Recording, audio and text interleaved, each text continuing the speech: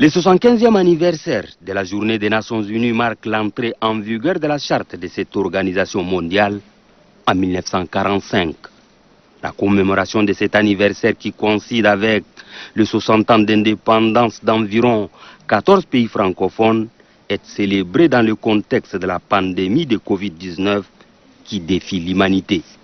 Après avoir tenté de parvenir et de régler le conflit, l'Organisation des Nations Unies fait face à un ennemi commun, le coronavirus. Dans sa déclaration relative à la célébration de cette journée, le secrétaire général de l'ONU, Antonio Guterres, estime que le moment est venu pour intensifier les efforts de paix à l'effet de parvenir à un cessez-le-feu au niveau planétaire, aux confins du lac Tchad d'une manière précise et dans l'espace Sahel d'une manière générale. L'implication de l'ONU pour éradiquer le terrorisme s'impose. Si les attentes du peuple du monde entier et la construction d'un avenir meilleur pour tous, les leaders mondiaux doivent planifier et dessiner le contour de la paix, condition sine qua non pour la concrétisation. Façonnons notre avenir ensemble, le thème de la journée. Monsieur Mamadou Mansour Ndiaye, hier c'était la journée à laquelle les Nations Unies ont vu le jour. À l'occasion de ce 75e anniversaire, parlez-nous brièvement de ce jour mémorable. C'est un jour mémorable. C'est 75 ans que l'on célèbre aujourd'hui pour une dame d'un certain âge, mais c'est surtout pour rappeler d'où nous venons. 1945, c'est avant tout un monde ravagé. Ravagé par les guerres, ravagé par des morts par millions, ravagé par la famine, la faim partout dans le monde. Et c'est dans ce contexte que quelques 50 États à l'époque se sont dit il y en a assez.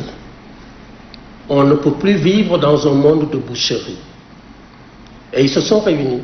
C'était en juin 1945 à San Francisco. Et ils se sont entendus avec ce principe-là d'arrêter les cruautés pour une même humanité. Ils se sont réunis et ont arrêté un certain nombre de principes.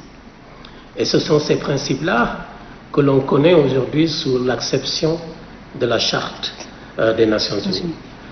La Charte elle-même, comme vous le savez, a été ratifiée quelques mois plus tard, en octobre 1945.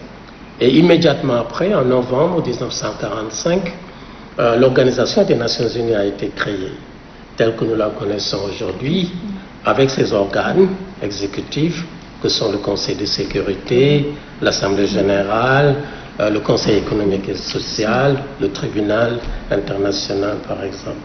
Façonnons notre avenir ensemble sur les thèmes de l'édition 2020. Pourquoi le choix de ces thèmes? Façonnons notre avenir ensemble parce que les Nations Unies, je rappelle, dès son préambule, a dit « nous les peuples ». Parce que ce ne sont pas uniquement des fonctionnaires qui travaillent dans des bureaux d'une organisation. Les Nations Unies, c'est une instance internationale des États membres des Nations Unies. Et je dois rappeler que le Tchad a rejoint l'Organisation des Nations Unies immédiatement après son indépendance, le 20 septembre 1960. Façonnons notre avenir ensemble parce que rien ne pourrait être fait si nous voulons atteindre les principes fondateurs de la Charte des Nations Unies, que ce soit sur la dignité de l'individu, que ce soit sur la reconnaissance de l'égalité de l'homme et de la femme, que ce soit sur la volonté d'améliorer les conditions de vie partout dans le monde. 75 ans d'existence, M. Mansour Ndiaye. Quelles sont les principales réalisations des Nations Unies en matière de développement dans mon pays, bien sûr, au Tchad? Oui. Le Tchad je viens de le rappeler, a rejoint l'Organisation des Nations Unies en septembre 1960 et immédiatement, l'organisation s'est mise à côté de l'État tchadien. Tout ce qui s'est fait dans ce pays depuis 1960 porte l'empreinte d'une organisation ou d'une autre du système des Nations Unies. Quand on parle de l'éducation, nous sommes en action avec l'État tchadien. Quand on parle de l'agriculture, un domaine que je connais passablement, nous sommes également en action aux côtés de l'État tchadien. L'agriculture dans son acception large, élevage, mais également les questions liées à la forêt et à l'environnement. Quand on parle de la santé et de l'accès universel à la santé, les Nations Unies sont aux côtés de l'État tchadien, jusque dans le contexte actuel que nous vivons avec, comme vous le savez, la pandémie, où l'Organisation mondiale de la santé est active aux côtés du ministère de tutelle. Quand on parle des questions de réfugiés, de retournés, nous sommes aussi aux côtés de l'organisation de l'État tchadien. Et en cela, je me permets de signaler combien est-ce que le Tchad a été exemplaire en ayant accepté d'être le sanctuaire de millions de personnes au fil des ans qui ont cherché refuge ou asile parce que leur pays était en instabilité. Et quand on parle de questions des droits de l'homme, nous sommes aussi aux côtés de l'État du Tchad. Il n'y a pas un seul secteur du développement tchadien pour lequel vous ne retrouverez pas une agence ou une autre du système des Nations Unies. Monsieur Mansour, avez-vous un message essentiel que vous aimeriez livrer à l'endroit du peuple tchadien? Mon message principal, au regard du contexte dans lequel nous vivons, et au nom de tous mes collègues du système des Nations Unies, je pense plus vers les jeunes. Le Tchad est une population extrêmement jeune.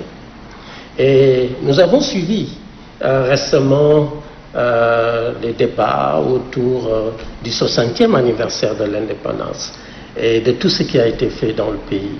Il y a une forte attente de la jeunesse. Et nous voulons dire à la jeunesse du Tchad qu'elle peut forger son devenir ici. Il y a au Tchad tout pour faire de ce pays un pays à revenu intermédiaire tel que décliné dans l'agenda 2030 de ce pays. Et nous accompagnons le pays. Donc pour nous, vraiment, l'heure n'est pas encore au bilan. Nous sommes beaucoup plus dans le moment où il faut se retrousser les manches, avoir à nos côtés, nous, Nations Unies, mais avant tout l'État tchadien au devant, et avec l'État tchadien, la population tchadienne, les jeunes tchadiens, pour que l'objectif que se donne le Tchad pour 2030, d'arriver à un niveau d'un pays émergent, d'un pays à revenu intermédiaire, on puisse y arriver. Et tout est là pour cela. Donc c'est un message plutôt d'encouragement, mais également d'optimisme pour un pays qui a tout pour atteindre ses objectifs, y compris l'objectif fondamental de réduire la pauvreté et d'arriver à que plus personne ne dorme le soir sans avoir mangé à suffisance. Merci. Je le rappelle que nous avons reçu comme invité le coordinateur résident du système des Nations Unies au Tchad, M. Mamadou Mansour Ndiaye. Il a été question de parler sur la journée des Nations Unies et nous poursuivons le journal.